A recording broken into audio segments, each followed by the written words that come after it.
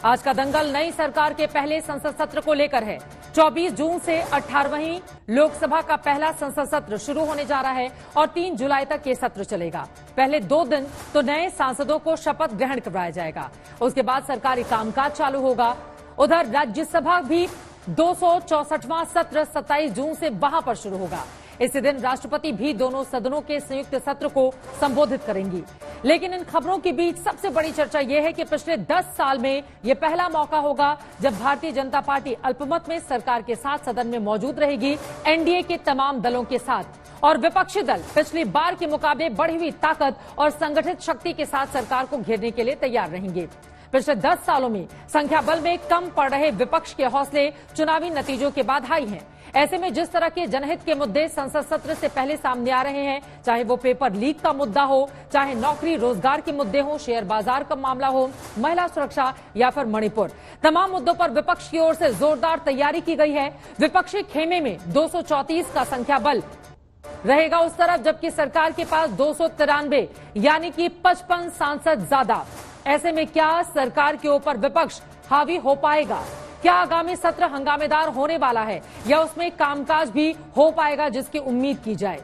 क्या विपक्षी दल मुद्दों को ज्यादा धार के साथ सदन के भीतर उठाएंगे और सरकार को अब ज्यादा गंभीरता इन मामलों पर दिखानी पड़ेगी, या फिर एनडीए सरकार अपनी ही रफ्तार से अपने एजेंडे पर आगे काम करती रहेगी? ऐसे तमाम सवालों पर आज के दंगल में बड़ी चर्चा होगी, लेकिन उसके पहले ये रिपोर्ट देखिए।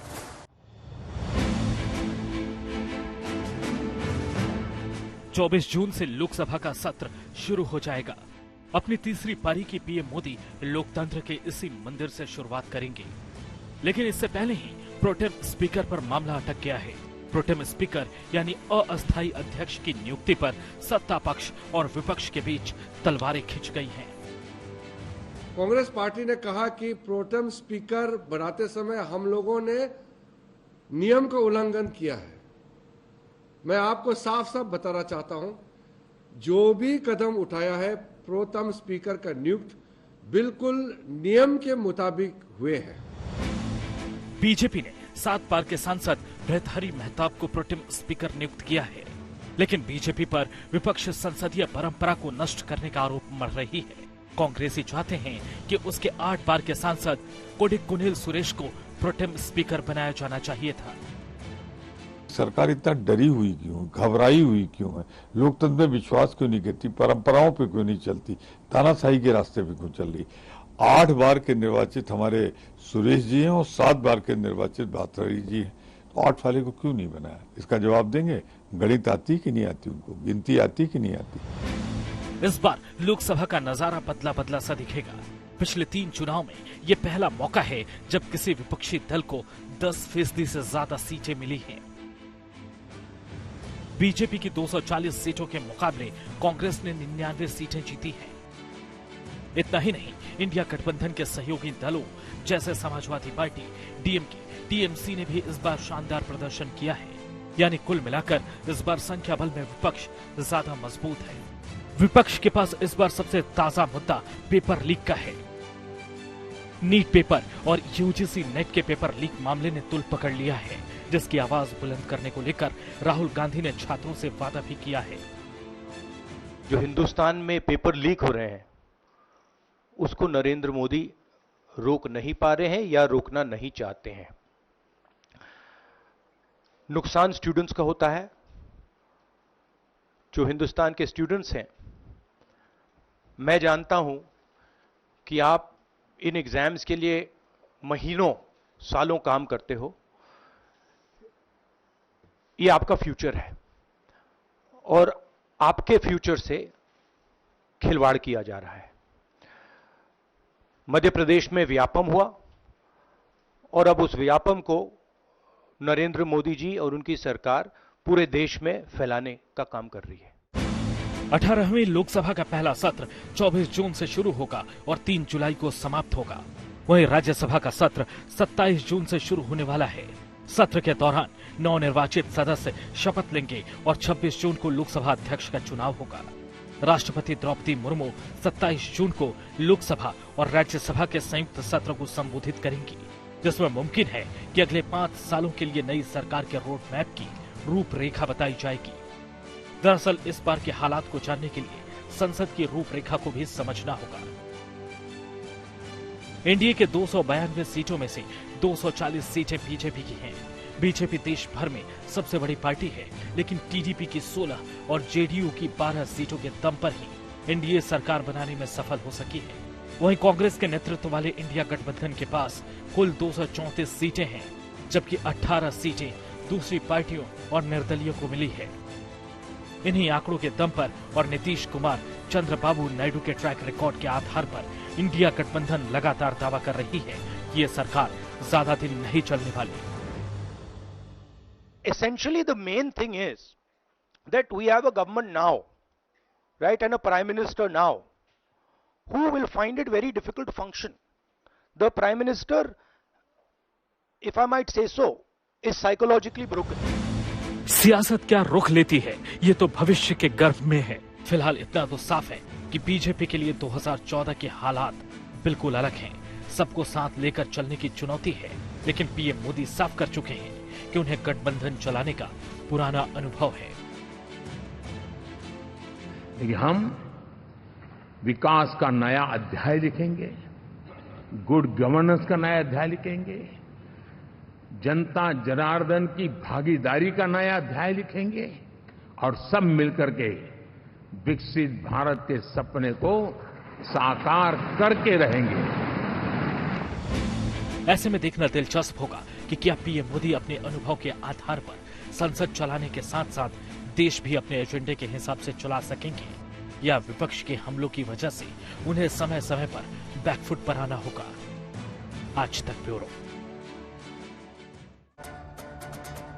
एक दशक के बाद ये पहला मौका होगा जब नेता विपक्ष के साथ तमाम विरोधी दल सरकार को घेरने के लिए पूरी तैयारी के साथ सदन में अपनी मौजूदगी दर्ज कराने के लिए तैयार हैं। ऐसे में दोनों पक्षों की अलग अलग किस तरह की है तैयारी, कामकाज भी होगा या फिर जैसा कि अक्सर हमने देखा है कई बार बड़े मुद्दे गौड़ हो जाते हैं, हंगामे की भेंट संसद का सत्र चढ़ जाता है। उस पर सवाल जवाब का सिलसिला शुरू करते हैं। दंगल में खास मेहमानों की मौजूदगी है, उनका परिचय आपसे करवा देती हूं। डॉक्टर सुधांशु त्रिवेदी जी, राज्यसभा के सांसद, राष्ट्रीय प्रवक्ता, भारतीय जनता पार्टी के हमारे साथ जुड़ चुके हैं। शिवसेना की सांसद प्रियंका चतुर्वेदी जी उद्धव गुट के हमारे साथ जुड़ चुकी हैं। राजीव रंजन जी हमारे साथ मौजूद हैं, जो कि नीतीश कुमार की पार्टी का पक्ष रखेंगे। जेडीयू की भी बड़ी तैयारी है सरकार के साथ कदम से कदम मिलाकर कदमताल करने की, जबकि दूसरी तरफ आपको समाजवादी पार्टी के प्रवक्ता राजकुमार भाटी जी भी दिखाई दे रहे हैं। आप सभी का बहुत बहुत स्वागत है। सबसे पहले सुधांशु जी आपसे शुरुआत करते हुए, अब विपक्षी दल संख्या बल में इस बार बहुत मजबूती के साथ कदमताल करने वाला है। ऐसे में क्या है सरकार की तैयारी? स्पीकर से लेकर तमाम मुद्दों पर वो अपना पक्ष मजबूती से रखेगा।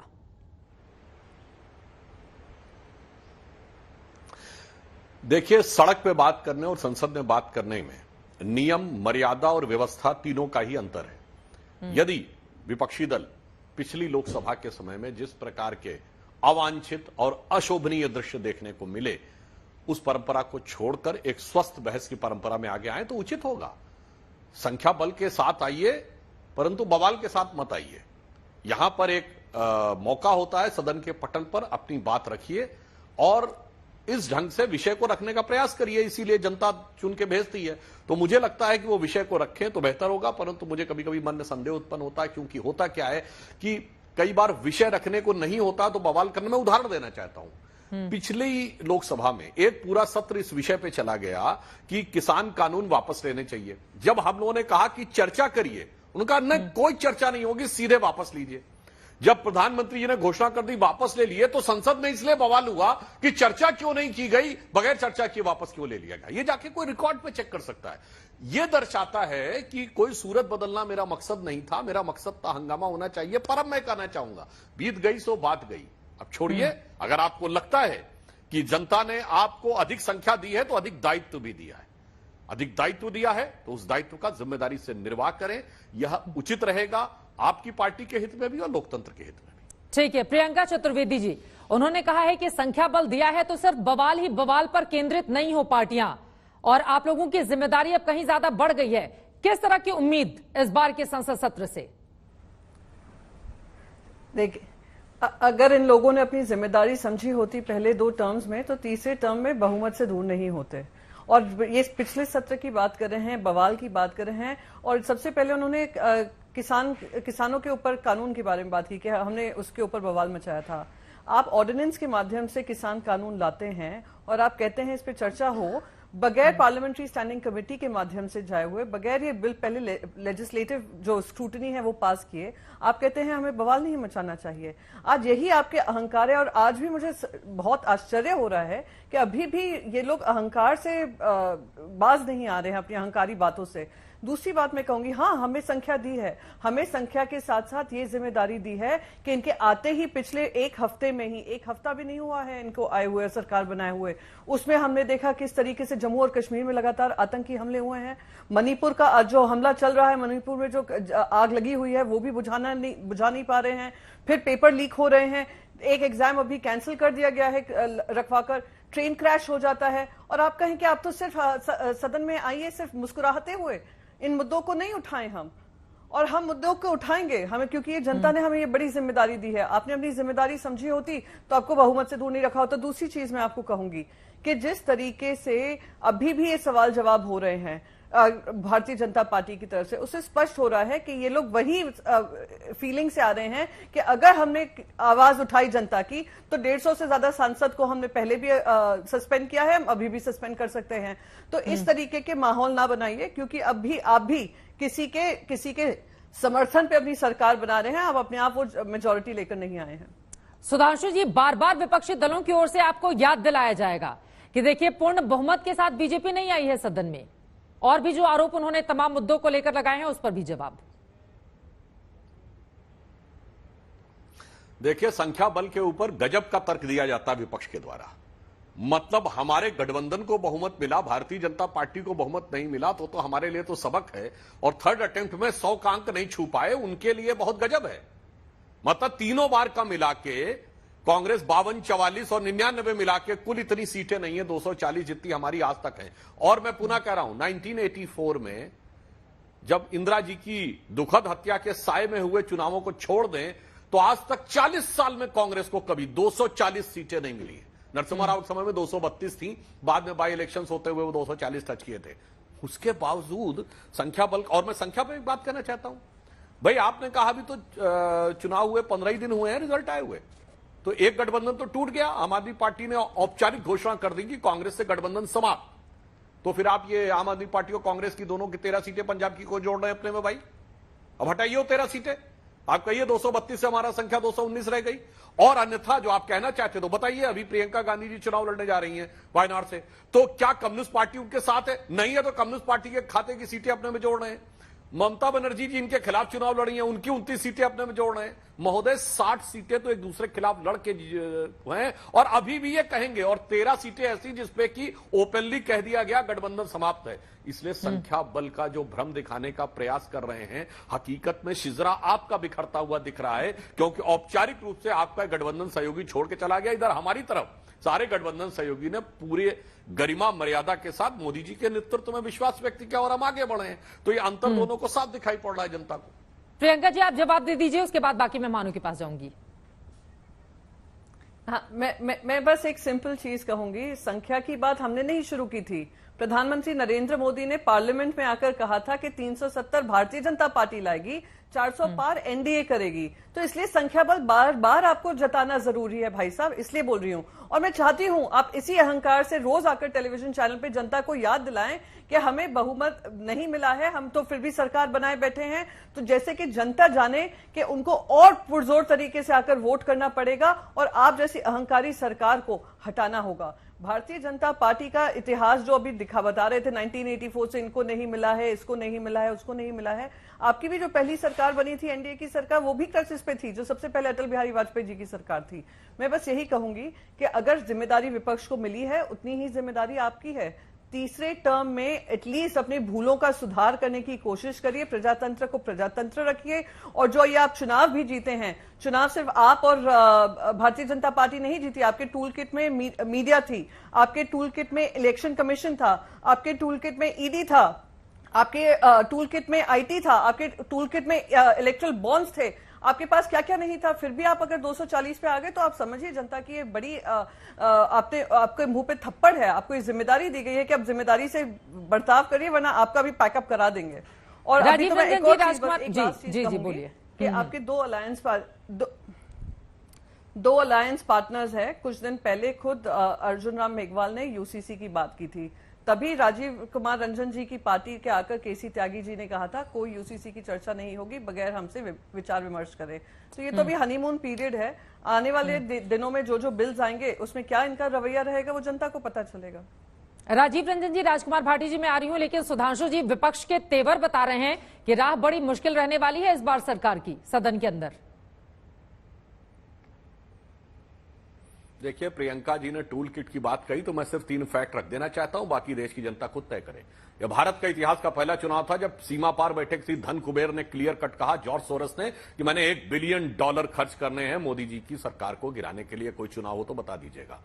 यह भारत के इतिहास का पहला चुनाव था जब किसी अखबार में छपी बात की बात नहीं कर रहा हूं, किसी दुनिया के एक देश की फॉरेन मिनिस्ट्री ने ऑफिशियल स्टेटमेंट दिया, रशिया ने, कि भारत के चुनाव में बाहर से हस्तक्षेप किया जा रहा है। यह भारत के इतिहास का पहला चुनाव था जब भारत में चुनाव हो रहा था और कांग्रेस के नेता शशि थरूर बांग्लादेश के अखबार में आर्टिकल लिख रहे थे, डेली स्टार में, मोदी हैज टू गो। यह भारत के इतिहास का पहला चुनाव था जब पाकिस्तान का पूर्व मंत्री एग्जैक्ट वही भाषा बोल रहा था कि भाजपा हारनी चाहिए, मोदी जाना चाहिए, उसके बाद जो मर्जी हो कर लेंगे। बस मैंने 4 फैक्ट रख दिए, अब जनता तय करेगी किसका टूल किट क्या था और किसका क्या प्रभाव था और किसको कहां से किस प्रकार की मदद, समर्थन और स्नेह प्राप्त हो रहा था।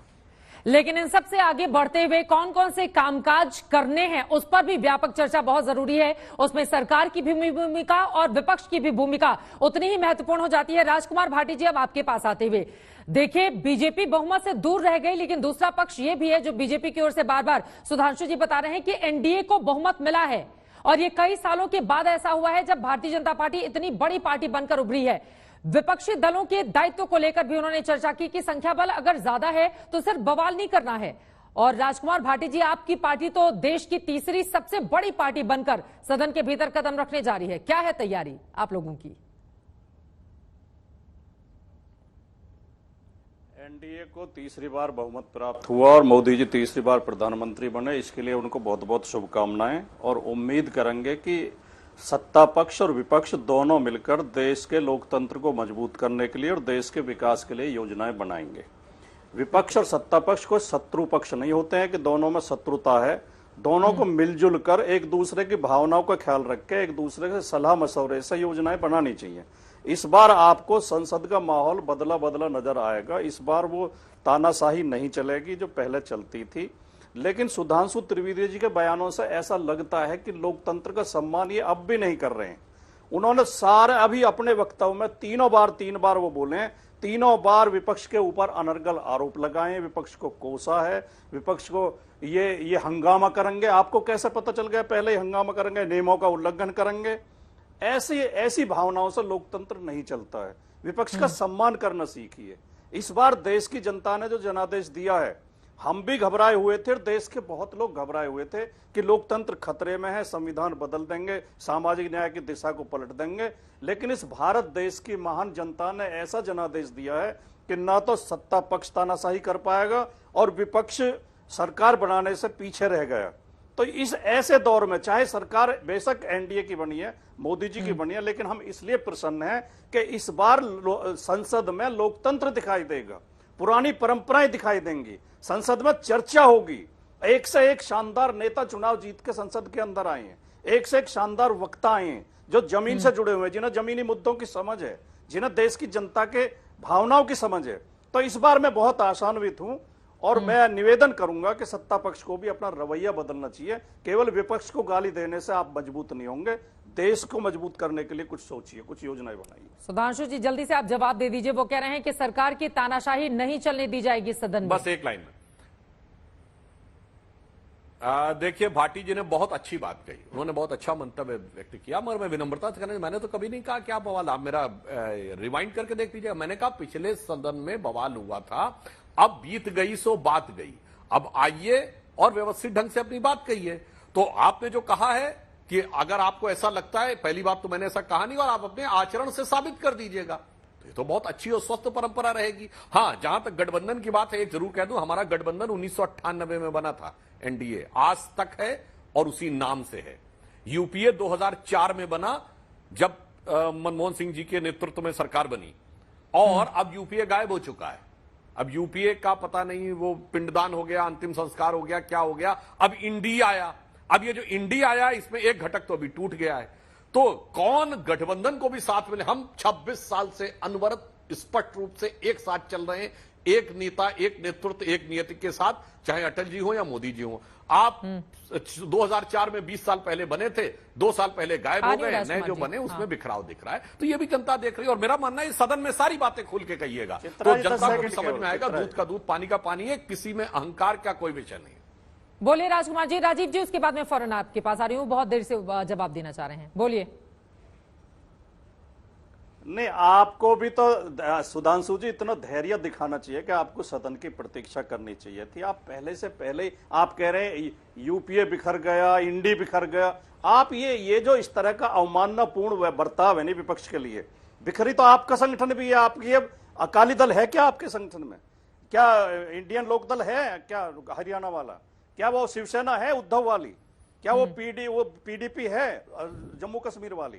और ये अपने नीतीश जी कई बार अदला बदली कर चुके। ये तो लोकतंत्र की सतत प्रक्रिया है, चलती रहती है।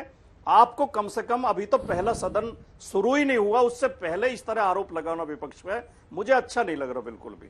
आपको बड़प्पन का परिचय देना चाहिए। आपकी सरकार बनी है, आपको बड़ा दिल दिखाना चाहिए और आपको अपनी भाषा मर्यादित रखनी चाहिए। हाँ, बोले एक लाइन में सुधांशु जी। एक लाइन, बस एक लाइन। मैं सिर्फ भाटी जी, मैंने ये नहीं कहा कौन गठबंधन पहले रहा, मैंने कहा यूपीए का नाम अब 3 साल से नहीं सुनाई पड़ता। दूसरा, मैंने सिर्फ वो याद दिलाया कि 4 जून को जो लोग साथ में थे, 21 जून को साथ में नहीं है। बस मैंने वो कहा कि इसलिए बिखर गया बोला। हमारा एक बताइए जो 4 जून को हमारे साथ था और 21 जून को नहीं है। बस इतना ही मेरा कहना था।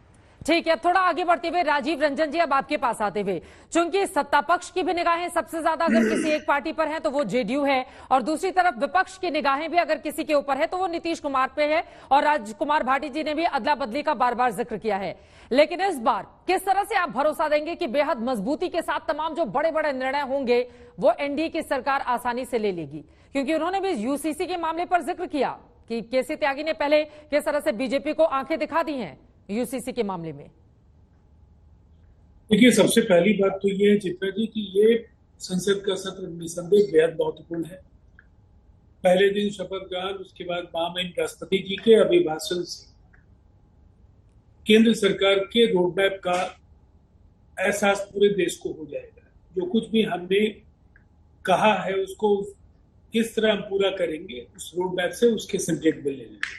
और उसके बाद बजट, निसंदेह स्थिरता, स्थायित्व और विकास का जो रिश्ता है, लगातार निरंतरता के साथ देश की वित्त मंत्री 7वीं बार बजट पेश करने जा रहे हैं। और ये चुनौतीपूर्ण इसलिए है कि संसाधनों के असमान वितरण से जो देश के कई विकसित और पिछड़े राज्यों के बीच का फासला बढ़ा है, कहीं रेल मार्ग कम है, कहीं जो केंद्र प्रायोजित योजनाओं का सवाल है, बहुत सारे ऐसे सवाल हैं जिस पर लोगों के मन में बेचैनी है।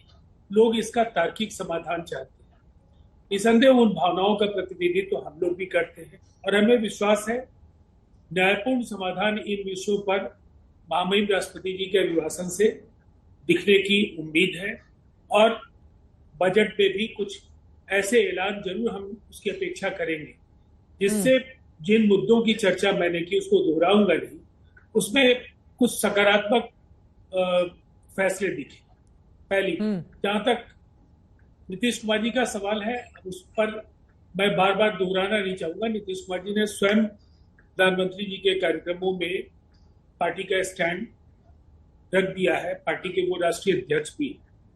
तो फिर उसके बाद वो एक आधिकारिक, अब एक बात बेहद अहम है कि इसको सत्ता पक्ष को भी समझना होगा और विपक्ष को भी समझना होगा कि ये जनादेश दोनों के लिए एक संदेश लेकर है।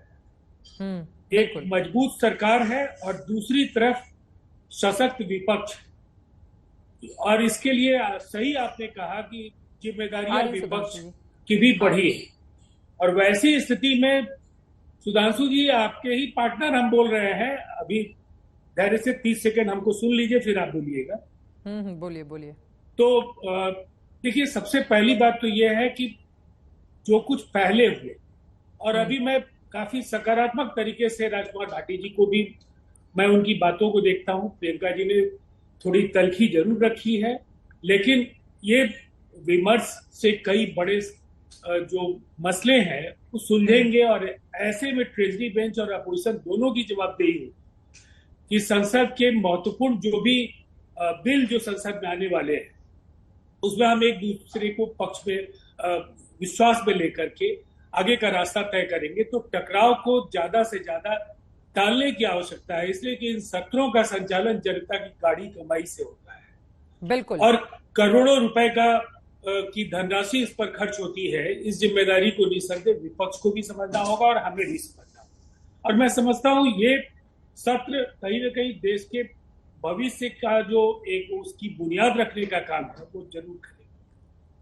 अब महत्वपूर्ण होगा ये देखना कि क्या वास्तव में भविष्य की बुनियाद रखने का ये सत्र एक संवाहक बनेगा, या फिर अक्सर हमने देखा है बहुत सारे मुद्दों पर टकराव की स्थिति सत्ता पक्ष और विपक्ष के भीतर हो जाती है। और सबसे बड़ा मुद्दा, सुधांशु जी आप अपनी बात को भी आगे बढ़ाइए, आप कुछ बोलना चाह रहे हैं। देखिए, स्पीकर का पद तो सत्ता पक्ष को मिल जाएगा, लेकिन डिप्टी स्पीकर को लेकर विपक्षी दल हार मानने को तैयार नहीं है। वो चाहते हैं कि खुद सरकार ये निर्णय ले और डिप्टी स्पीकर विपक्ष के किसी सांसद को बनाया जाए। क्या बोलेंगे इस पर सुधांशु जी? देखिए, इस विषय के ऊपर जब हमारा गठबंधन बैठ के निर्णय लेगा तो उसके सर्वोच्च नेता निर्णय ले सकते हैं, परंतु ये जो विषय कहने का प्रयास करते हैं डिप्टी स्पीकर वाला, शायद ये अभी ये बता ही नहीं सकते कि कौन से दल से इनके डिप्टी स्पीकर आने की संभावना। देखिए, इस चुनाव ने बहुत सारे चेंजेस किए हैं। जैसे भी आपने कहा, भाटी जी की पार्टी अब विपक्ष में नंबर 2 की पार्टी हो गई, यानी कांग्रेस के बाद सबसे बड़ी पार्टी। पिछले लोकसभा में क्या था, तृणमूल कांग्रेस सबसे बड़ी पार्टी थी दूसरे नंबर पे। अभी भी राज्यसभा में तृणमूल कांग्रेस के बाद सबसे बड़ी पार्टी है। अब एक और परिवर्तन देखिए जो समझ में नहीं आ रहा। प्रियंका जी बैठी, गौर से समझिए। महाराष्ट्र में विधानसभा चुनाव में कांग्रेस चौथे नंबर की पार्टी थी। भाजपा, शिवसेना, एनसीपी और कांग्रेस, आज क्या हुई, कांग्रेस नंबर 1 की पार्टी हो गई। कांग्रेस बढ़ी किसकी कीमत पे? शिवसेना और एनसीपी की कीमत पे। आज सबसे ज्यादा सीटें उनकी हैं। बाइपोलर पॉलिटिक्स होती जा रही महाराष्ट्र में। आइए तेलंगाना में टीआरएस खत्म हो गई, टीआरएस की कीमत पे कांग्रेस बढ़ी और 8-8 सीटें कांग्रेस भाजपा की बाइपोलर हो गई। आइए कर्नाटका में जेडीएस को उन्होंने जेडीएस के वोट की कीमत पे आगे बढ़े और अब बीजेपी बनाम कांग्रेस हो गया। और यही खतरा अब उत्तर प्रदेश में होगा, क्योंकि इनके वोट बैंक वर्ड नहीं कह रहा हूं, जो कोर वोटर है हमारा और जदयू का कोर वोटर एक दूसरे का पूरक है। इसलिए हम 29 साल में 26 साल साथ रहे। इनका कोर वोटर एक दूसरे का प्रतिस्पर्धी है। इसलिए कांग्रेस का राइज हमारे लिए चिंता का विषय नहीं है। यह देश की पॉलिटिक्स को बाइपोलर की तरफ ले जा रहा है। यह क्षेत्रीय दलों के लिए चिंता का विषय है। इसीलिए देखिए, हम तमिलनाडु में भी राइज किए, 11.5% वोट के साथ आए। हमारा राइज हो रहा है। हम इसमें तेलंगाना में 35% वोट के साथ आए। केरल में हमारा 17% वोट है। इनको समझना चाहिए कि आगे का भविष्य हमारे लिए चिंता का सबब नहीं है, इन इंडी गठबंधन के दलों के लिए चिंता का सबब है। क्योंकि कांग्रेस का वो पुराना दौर उनको दोबारा उनको लगने लगा है। ऐसा नहीं आने वाला, पर उनको लगने लगा और उनकी जो पहली दृष्टि होगी वो उसी वोट बैंक पे होगी जो इन्होंने कांग्रेस से छीना था। प्रियंका जी जवाब देना चाह रही हैं। प्रियंका जी, ये बात तो सच है ना?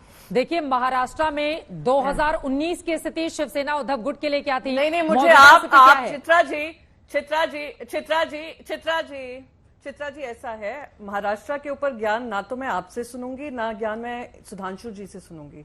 मैं जरा आपको थोड़ा इनको बता दूं, ये एक बात कर रहे हैं महाराष्ट्र को लेकर। भाई साहब जब हमारे साथ थे 21 सीट जीती थी आपने 25 सीट लड़कर, आज आप 9 पे आ गए हैं। 28 सीट लड़िए हैं और 9 पे आ गए हैं। ये उन्हीं चीजों का परिणाम है जहां पर आपने अपनी पार्टी, जिसने आपके साथ 25 साल खड़े रहे, आपके सुख में दुख में, जब आप 2 सीट पे थे, आप 303 सीट पर आए, हम लोग आपके साथ दिया था। पर आपने जिस तरीके का काम किया है, पार्टी को तोड़ने का, पार्टी पक्ष को तोड़ करने का, हमारा अस्तित्व खत्म करने की कोशिश करने का, हमारी पार्टी का सिंबल और नाम लेने का, और तब आकर आप हमें यहां पे ज्ञान देंगे तो आपका ज्ञान तो सुनने से रही। ये सबको मात देकर, नरेंद्र मोदी जी के झूठे वादे दिखाकर, झूठे इरादे जनता के सामने महाराष्ट्र में लाकर, आज महाराष्ट्र की जनता ने हमें आशीर्वाद दिया है, वो प्रेम दिया है। आज भी हम सेकंड लार्जेस्ट पार्टी हैं लोकसभा चुनाव में। तो आपसे तो ज्ञान हम कतई नहीं लेंगे। बोले सुधांशु जी। मैंने तो अनेक राज्यों का अगर ये उदाहरण दिया, महाराष्ट्र तो के मैंने ऊपर सिर्फ ये बोलेंगे तो बोला इनके बारे में सेकंड 10 राज्य चीज तो मैं आप बोलूंगी। अब नहीं, तो क्योंकि मैं प्रियंका महाराष्ट्र चतुर्वेदी की जी, हूँ भाई आपसे साहब, तो मैं महाराष्ट्र की ही हूँ। बात मैं होगी ना। महाराष्ट्र से उद्धव राज्यसभा का ठाकरे नेतृत्व इतनी कर रही तलखी हूँ। ठीक नहीं है, ठीक है, आपकी बात महत्वपूर्ण है प्रियंका जी, लेकिन अगर एंकर भी आपसे सवाल पूछेगा तो उद्धव ठाकरे का तो पूरा का पूरा वर्चस्व महाराष्ट्र को लेकर। अब आपसे मैं यूपी का सवाल तो पूछूंगी नहीं, आप बेवजह नाराज हो गए मेरे ऊपर। नहीं, एक मिनट आपने नहीं, मैं आपसे नाराज नहीं हो रही। मैंने क्योंकि हमने आपसे पहले चुनाव के समय पे आप सबकी कवरेज देखी है, देखा है कि उनका अस्तित्व रहेगा या नहीं रहेगा, उस पर कितनी चर्चाएं हुई हैं। हमने ये भी देखा है किस तरीके से टेलीविजन चैनल्स ने जस्टिफाई किया कि कैसे इलेक्शन कमीशन पार्टी सिंबल और पार्टी नाम उन दूसरे को दे देती है। चोर जो चोरी करता है, चोरी का सामान भी ले जाता है, उसको समर्थन देने का काम जो मीडिया ने भलीभांति निभाया है 2024 के चुनाव में हम सब उससे परिचित हैं। इसलिए मैंने कहा कि महाराष्ट्र को लेकर सवाल आप अगर मुझसे पूछ रही हैं तो ये सवाल लाजमी पड़ता ही नहीं है, और इसका सवाल मैं जवाब तो जरूर दूंगी पर ज्ञान मैं इनसे नहीं सुनूंगी, ये मैंने कहा था। चलिए ठीक है सुधांशु जी, हाँ ठीक है सुधांशु जी, अब आपके पास आते हुए देखिए, महाराष्ट्र को लेकर अगर आप सवाल पूछेंगे तो पलट कर ये पूछा ही जाएगा, क्योंकि पिछली बार बीजेपी का जो प्रदर्शन था, इस बार तो आप लोगों के लिए वहां पर बुरी स्थिति बन गई ना। बताता हूं, हमारे और इनके गठबंधन में 0.3% का अंतर है, और ज्ञान नहीं सुनना तो समझिए 9 सीटें आपकी, 7 सीटें हमारी शिवसेना की। कौन सा बड़ा, और मैंने सिर्फ इतना कहा कांग्रेस सबसे बड़ी पार्टी हो गई। तब कांग्रेस चौथे नंबर की पार्टी थी, आप नंबर 2 की पार्टी तब भी थे, नंबर 1 हम थे, नंबर 2 आप थे, आज चौथे नंबर पार्टी बड़ी हो गई। सोच लीजिए, जबकि आप 23 सीटें लड़े थे। और मैं दावे के साथ कहता हूं 50% सीटें शिवसेना उद्धव गुट को नहीं मिलेंगी, अब कांग्रेस नहीं देने वाली है। इसलिए मैं ज्ञान व्यान की बात नहीं कर रहा हूं, गंभीरता से समझिए ये चुनौती। इसीलिए मैंने तेलंगाना बताया, कर्नाटक बताया, तमिलनाडु बताया, केरल बताया, उत्तर प्रदेश बताया।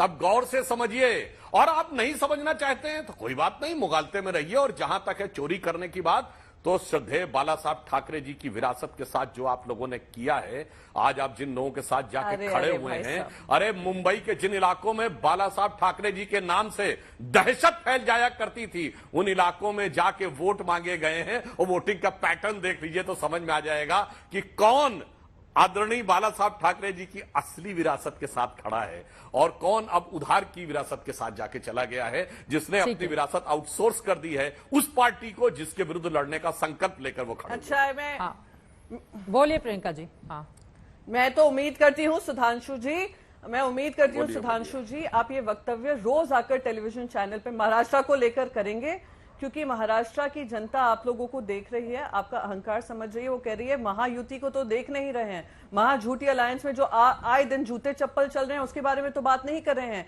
आप ज्ञान कांग्रेस और शिवसेना की अलायंस की बात कर रहे हैं। आप कह रहे हैं बाला साहेब ठाकरे जी के अस्तित्व की बात करते हैं। बाला साहेब ठाकरे जी का आशीर्वाद है कि आपने हमसे सब कुछ छीनने का काम किया, फिर भी जनता ने बाला साहेब ठाकरे जी के सुपुत्र को ये विश्वास जताया कि हम जनता तुम्हारे साथ है। तो किसके साथ आशीर्वाद है, किसके साथ नहीं है, आप ये तय करने वाले नहीं है, महाराष्ट्र की जनता तय करने वाली है। सब कुछ सहेंगे पर गद्दारी नहीं सहेंगे। और जो नरेंद्र मोदी जो ब्रांड है ना, नरेंद्र मोदी जी जो ब्रांड आप लोग कहते हैं, वो ब्रांड को भी चकनाचूर महाराष्ट्र ने ही किया है। तो थोड़ा अभी संभल जाएं, इस अहंकारी सोच से थोड़ा निकलें, तभी महाराष्ट्र से आप जुड़ पाएंगे, वरना महाराष्ट्र आपको अलविदा कहने को तैयार है। अभी कुछ ही, अभी तो मैं बार बार कह रही हूं, ये तो अभी ट्रेलर हुआ है, पिक्चर अभी बम्पर पिक्चर जो बम्पर बॉक्स ऑफिस हिट होगी महाविकास आघाड़ी की, वो अभी बाकी है। तो हमारी सीट की टेंशन आप मत लें, आप अपनी लड़ाई लड़ें, अस्तित्व की लड़ाई लड़ें। चुनाव में नजदीक है सुधांशु जी, आप जल्दी से अपनी बात कहते हैं। राजकुमार जी कुछ बोलना चाह रहे हैं। सुधांशु जी बस एक लाइन, मैं कुछ नहीं कहना चाहता, दर्शकों से कहता हूं जाके वीडियो चेक कर लीजिए। बाला साहब ठाकरे जी का वीडियो अवेलेबल है। उद्धव जी और राज ठाकरे दोनों बैठे थे। बाला साहब ठाकरे जी कह रहे हैं मैं आज चाहूं तो इन दोनों में से किसी को मंत्री बना सकता हूं, मगर ठाकरे परिवार का कोई व्यक्ति जाके सरकार में शामिल नहीं होगा, क्योंकि मैं जनता की लड़ाई के लिए हुआ हूं। और आज सत्ता के लिए चले गए, और आखिर में क्या मुंह से निकला, उनके पुत्र की। बाला साहब ठाकरे जी हिंदू हृदय सम्राट बने थे, उन्होंने हिंदुत्व की बात कही थी कि परिवार की बात। और ये बाला साहब ठाकरे जी का वीडियो है, कोई जाके चेक कर ले। बस यही मैंने कहा, अंतर विरासत में अंतर आ गया, और इसी कारण से सियासत में अंतर आ गया। ठीक है, लेकिन ये बात तो सच है कि अगर महाराष्ट्र में सबसे ज्यादा फायदा किसी पार्टी को हुआ है तो वो कांग्रेस पार्टी है। लेकिन राजकुमार भाटी जी, अब उसी कांग्रेस को लेकर एक नई युति के साथ आप लोग समाजवादी पार्टी आगे बढ़ रही है। सपा को 37 सीटें आई और 6 सीटें कांग्रेस पार्टी को आई, लेकिन अभी 10 सीटों पर जहां पर उपचुनाव होना है, कांग्रेस पार्टी चाहती है कि उनमें भी 3-4 सीटें उसको दी जाएं। और आप लोगों की मंशा यह है कि महाराष्ट्र हो, हरियाणा हो या दूसरे अन्य राज्यों हो जहां पर कांग्रेस पार्टी मजबूती से खड़ी है, वहां पर क्या समाजवादी पार्टी भी विधानसभा के लिए टिकट चाहेगी? राजकुमार जी। 4 जून को चुनाव परिणाम आने के बाद से जितनी डिबेट में मैं सुधांशु जी के साथ रहा हूं, सुधांशु जी चाहे विषय हो या प्रसंग हो या नहीं हो, इस बात पे जरूर बात लेके आते हैं कि महाराष्ट्र और उत्तर प्रदेश की तो खास तौर से उनके अंदर कोई गांठ है, कोई फोबिया है, पता नहीं बेहद डरे हुए हैं महाराष्ट्र और उत्तर प्रदेश को लेकर कि यहां कांग्रेस का विवाद होगा समाजवादी पार्टी के साथ, उधर शिवसेना के साथ, घुमा फिरा के इस विषय पर लेके आते हैं। मैं केवल इतना आश्वस्त करना चाहता हूं सुधांशु जी, आप चिंता मत करिए, हम सुलझा लेंगे जो भी हमारे अंदरूनी मतभेद हैं उन्हें सुलझा लेंगे, जो भी बंटवारा होना सीटों को हो जाएगा। लेकिन सिद्धांत की बातें उन्हें करनी चाहिए जो खुद सिद्धांत पर चलते हो। आप प्रियंका जी से तो कह रहे हैं कि आपने किसके साथ गठबंधन कर लिया, वीडियो सुनाए, पुराने वीडियो सुन रहे हैं तो आप पासवान जी का सुनिए जो बीजेपी को भारत जलाओ पार्टी कहते थे, बिहार के मांझी जी का वीडियो सुनिए जो राम को काल्पनिक बताते थे, राम का अस्तित्व मानने को तैयार नहीं थे। जब आप उन्हें गले लगा सकते हैं तो हम भी राजनीतिक परिस्थितियों के अनुरूप गठबंधन कर सकते हैं, नई पार्टियों से जुड़ सकते हैं, इसमें कोई विशेष बात नहीं है। जहां तक उत्तर प्रदेश का सवाल है, अब वो जो मत प्रतिशत आप बता रहे थे, परसेंटेज पे जा रहे थे, समाजवादी पार्टी ने 90% वोट बैंक का दायरा तैयार कर लिया। अब वो जो पुराने जुमले आप छोड़ते थे और हमें बदनाम करते थे, एमवाई पार्टी, अब उससे बहुत ऊपर पार्टी उठ चुकी है। अब ये पीडीए की पार्टी बन गई, 90% पीडीए की पार्टी है। और इन चुनावों में ये देखा आपने, अब आपकी पार्टी को लोकसभा में हाफ कर दिया, विधानसभा में साफ कर देंगे, ये उत्तर प्रदेश का साफ संकेत है। समाजवादी पार्टी से कैसे लड़ेंगे? सुधांशु जी आप जवाब दे दीजिए, राजीव जी उसके बाद में आ रही हूं आपके पास। हाँ, हौसले उनके हाई हैं और यूपी की तो सबसे बड़ी पार्टी है समाजवादी पार्टी आंकड़ों के लिहाज से। देखिए, मैं इसीलिए कह रहा हूं, अगर इनको अब भी आंखों देखा समझ में नहीं आ रहा है, समाजवादी पार्टी की जीत की चर्चा हो रही है या कांग्रेस की जीत की, जिसको 9.36% वोट मिला उत्तर प्रदेश में, 11.5% वोट तमिलनाडु में पाके हमारी चर्चा नहीं हो रही है। और मैं पूछना चाहता हूं, अगर 3,90,000 वोटों से जीते हैं राहुल गांधी और 1,72,000 से कन्नौज में जीते हैं अखिलेश यादव, तो किसी के समझ में नहीं आ रहा है कि सपा का वोट कांग्रेस को ट्रांसफर हुआ है, कांग्रेस वोट सपा को ट्रांसफर नहीं हुआ, 90% खत्म हो गया, तो 42% वोट हमारे पास कैसे है मेरे भाई? 42% वोट हमें मिला है, आपसे ज्यादा मिला है। 1.5 लाख आपको 33-34% वोट मिला है और कुल मिला के 10 कांग्रेस का जोड़ ले, फिर कह रहे 90%, फिर 90। इसीलिए मैं कह रहा हूं, और सोच समझ कर रायबरेली की सीट रखी है, अरवी देखिएगा क्या होगा। इसीलिए मैंने सिर्फ ये 2 फैक्ट रखे, बाकी आप अपने निर्णय लेने के लिए स्वतंत्र हैं। आप आंखों के आगे पट्टी लगा के बैठे रहना चाहिए, खुश रहिए जनाब। मैं जो आपसे डिबेट में कई बार बोल चुका हूं, याद रखिए, जिस वोट बैंक के लिए आप एक हुए थे उसी का पुराना आशिक वापस आ गया है। अब पुरानी मोहब्बत अगर जग गई उसी वोट बैंक की, तो खतरा हमारे लिए नहीं, आपके लिए ज्यादा होने वाला। उनकी मोहब्बत से आपको क्या दिक्कत है सुधांशु जी? मुझे तो नहीं, मेरे को दिक्कत नहीं, मैं सिर्फ एक उदाहरण दे रहा हूं। कांग्रेस ने घोषणा की कि 403 विधानसभाओं में वो यात्रा निकालेगी। अब ये बता दे, सुनिए, जैसे हमारा गठबंधन होगा जेडीयू से बिल्कुल क्लियर है, ठीक, कहीं कोई समस्या नहीं। 403 की 400 विधानसभा में कांग्रेस गठबंधन अपनी यात्रा निकाल रही है। अब ये बताइए 403 सीट देने वाले हैं क्या? बताइए ना, 403 के बाद भी कोई बात नहीं, ये जो भी अगर मैंने तो कहा ना उनके मन में, मैं बोलिए राजकुमार जी।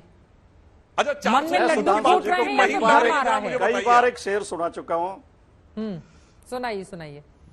सुधांशु जी को मैं कई बार एक शेर सुना चुका हूं कि वो हमें राजा कहें और हम उन्हें रानी कहें, शेख जी को खामखा क्या है परेशानी कहें। वो हमारा मसला, हम सुलझ लेंगे, आप चिंता मत करिए, जो होगा शांतिपूर्वक। और परसेंटेज की जहां तक आप बात कर रहे हैं, आप अपना 42 तो बता रहे हैं, हमारा 43 नहीं देख रहे। इंडिया गठबंधन को 43% वोट मिला उत्तर प्रदेश में, अपना 42 बार बार बता रहे हैं, हमारा भी 43 बताओ। चलिए, बधाई हो, आपने 1% का अंतर बताया, बधाई हो। यही तो मैं सुनना चाहता था, 90% बोल रहे थे, अब आपने एक्सेप्ट कर लिया, 1% का अंतर है कांग्रेस के 9.5 को जोड़ के।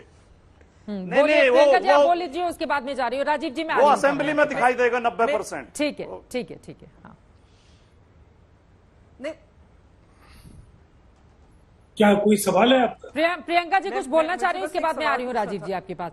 वो सुधांशु जी बोल रहे थे तो वो बहुत मुस्कुरा रही थी। बोलिए प्रियंका जी। नहीं, सुधांशु जी, मुझे बस एक चीज पूछनी थी। आपने बताया कितने मार्जिन से अखिलेश जी जीते, कितने मार्जिन से राहुल गांधी जीते।